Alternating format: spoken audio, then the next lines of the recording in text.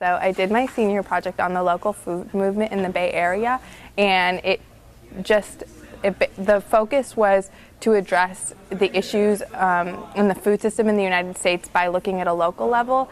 And so my hands-on project was going to farmers markets every weekend, getting produce, and then spending the week learning how to cook different vegetables and how to eat properly, eat locally over the course of the year. So my senior project was about social media and about how social media kind of influences our lives and has and looking into whether it has the capacity to control us and define us and that kind of thing. So for my hands-on, I spent about 2-ish weeks not using any kinds of social media at all. So deleted Facebook and Instagram from my phone. I didn't go on them.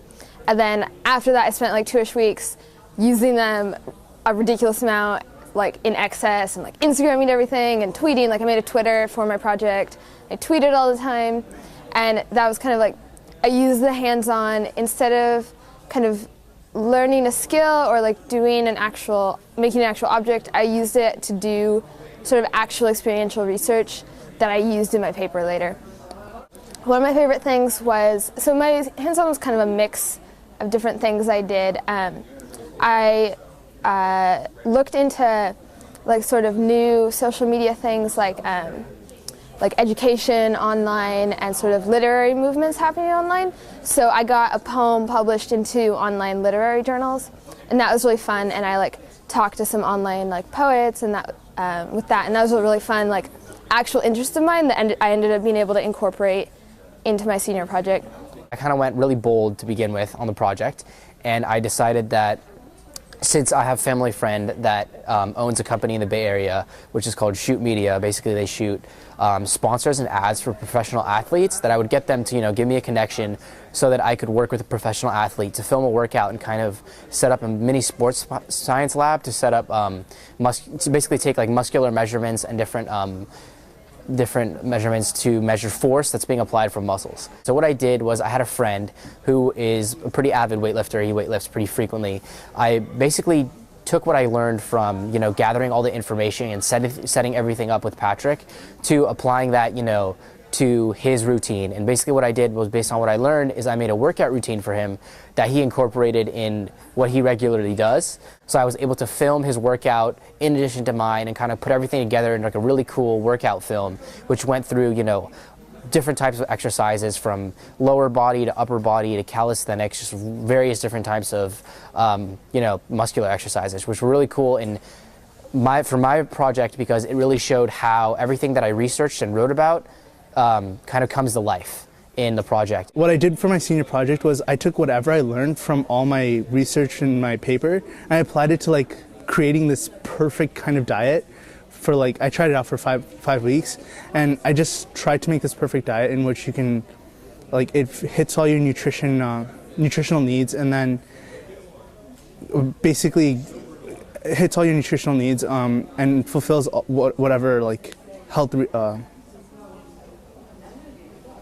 risks that result from any improper diet. So basically, I took the diet I had before, which was a baseline, and then from there I kind of edited it until I had something where you only had things that were of nutritional value or basically helped you obtain better health. For example, I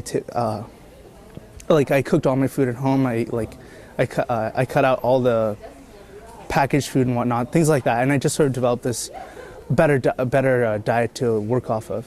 So my senior project was family influence, and I started off thinking that I wanted to know why someone did what they did.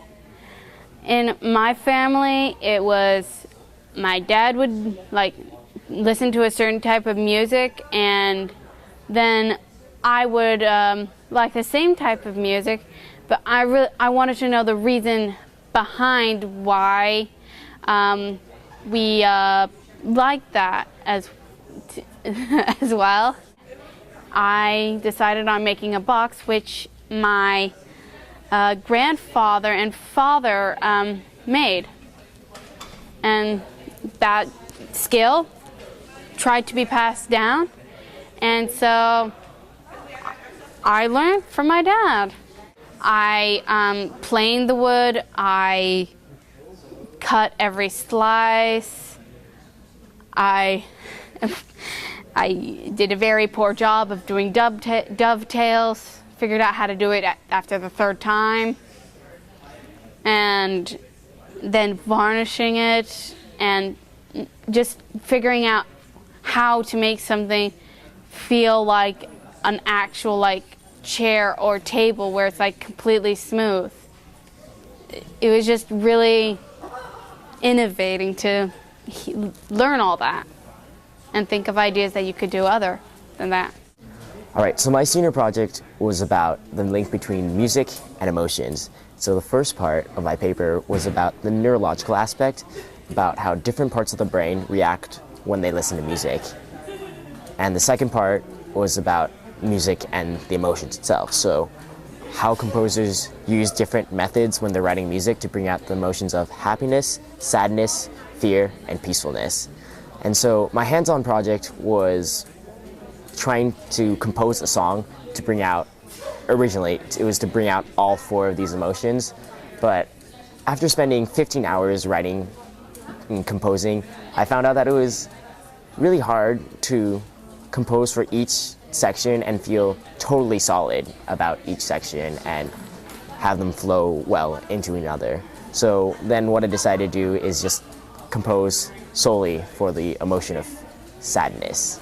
And that itself was challenging composing for, I composed for 5 parts, so bass, cello, viola, violin 1, violin 2.